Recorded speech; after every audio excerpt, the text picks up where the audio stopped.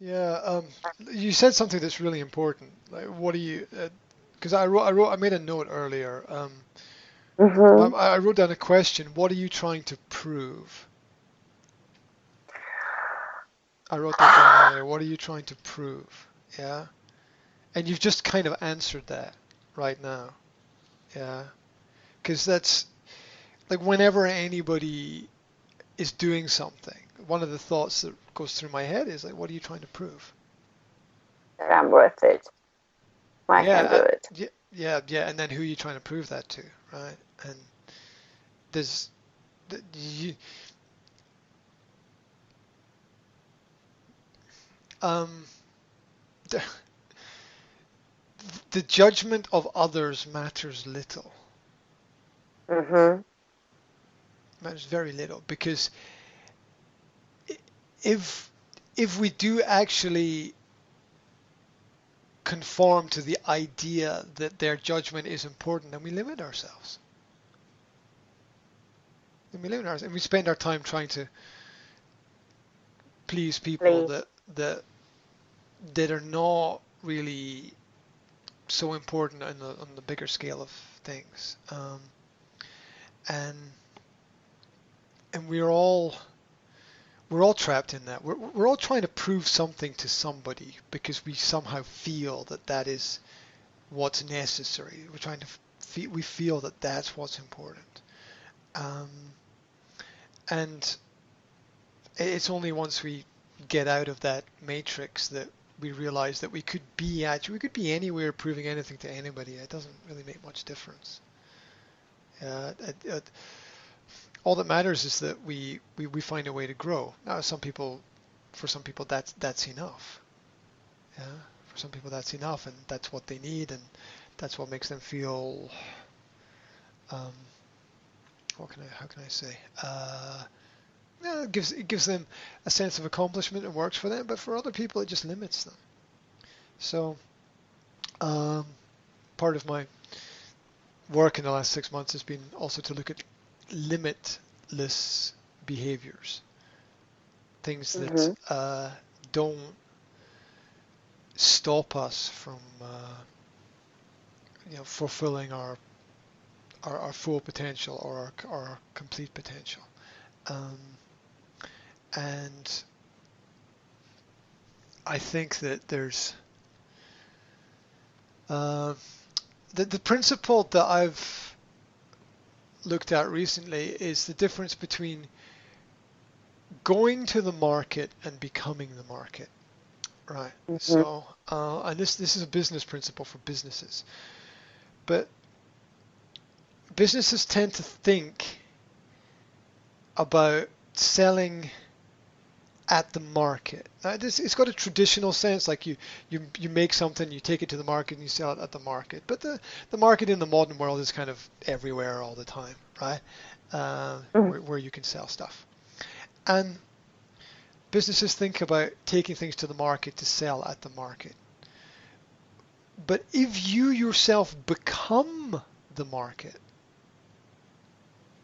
then you own what it is that you're doing. Mm-hmm. Rather than being subject to the rules of the market, you become your own market for things. And this works for businesses in terms of things like promotion and publicity, where very often companies employ other people to help them with promotion and publicity. But that's going to the market to get someone to help you with the market. That's not becoming the market yourself. If you create publicity within the very things that you do, then you become the market. Now, part of that is understanding mission, that if you have a big enough mission, then enough momentum will be created by the mission to take your business forward.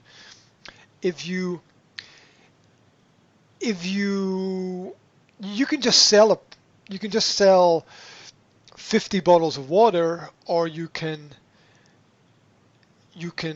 try to raise money to help 50 children get the clothes that they need to go to school or something, right?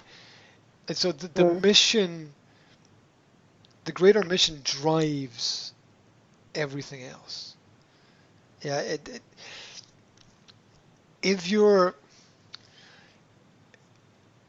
if a business doesn't have a greater mission, if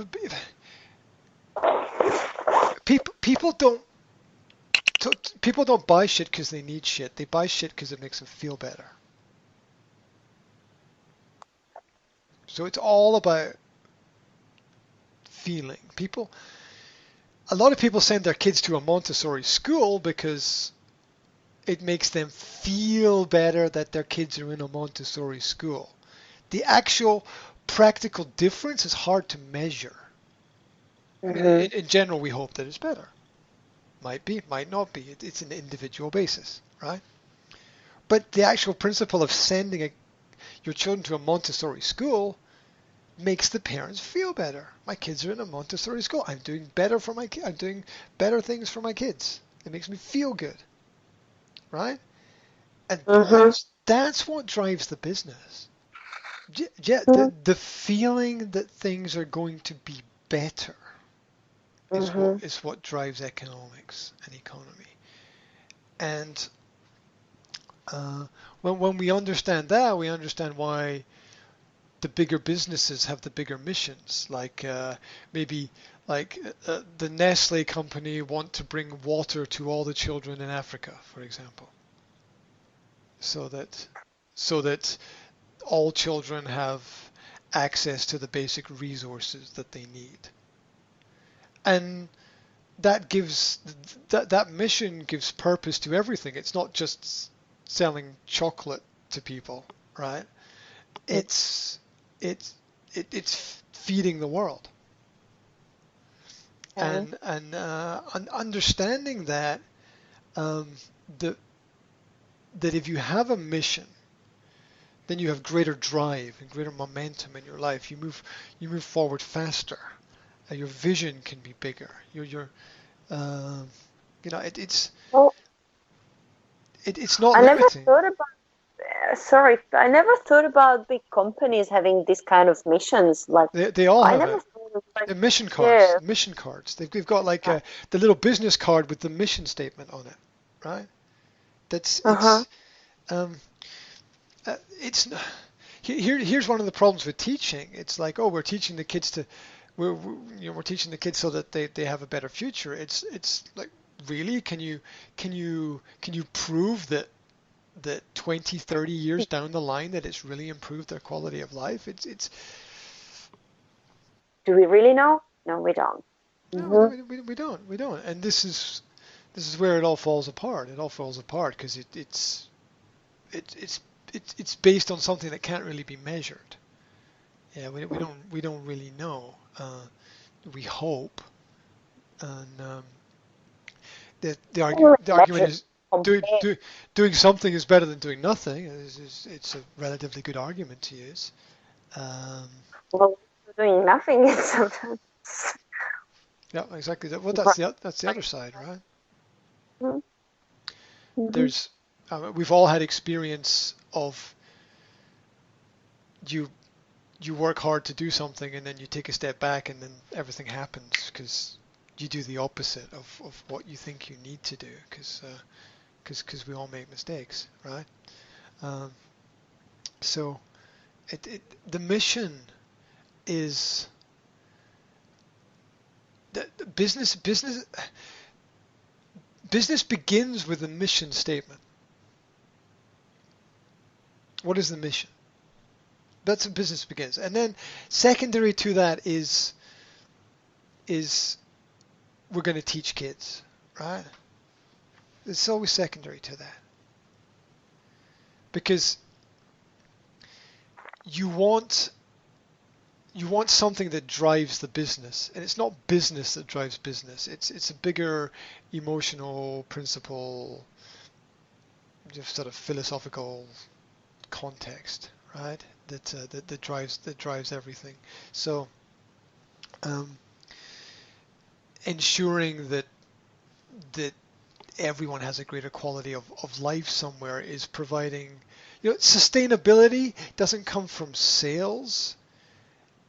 It comes from communication. Communicate, the ability to communicate your message.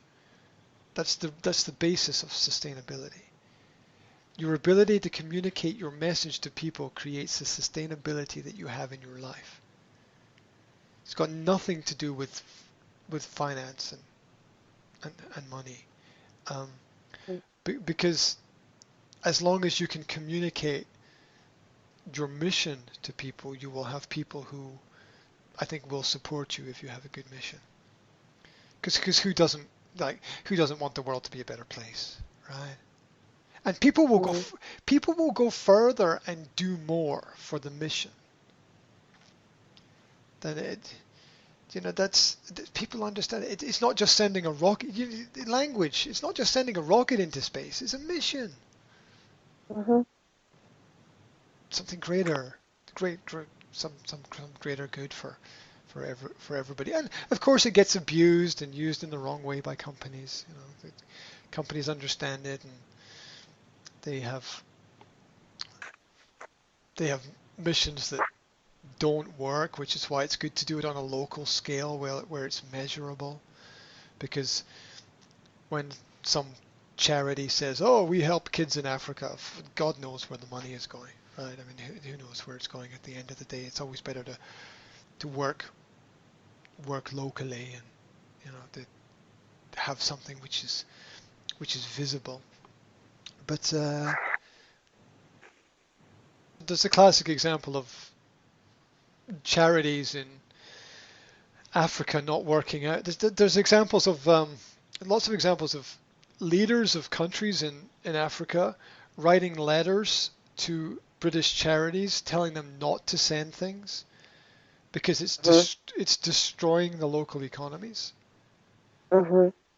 Because when you send stuff somewhere for free, things don't balance out economically. When you subsidize economies, it's not real. So that the people say, okay, we'll fund this for 5 years, and they do, and then they go off and do something else, and everything falls apart because it's not really sustainable a lot of the time. So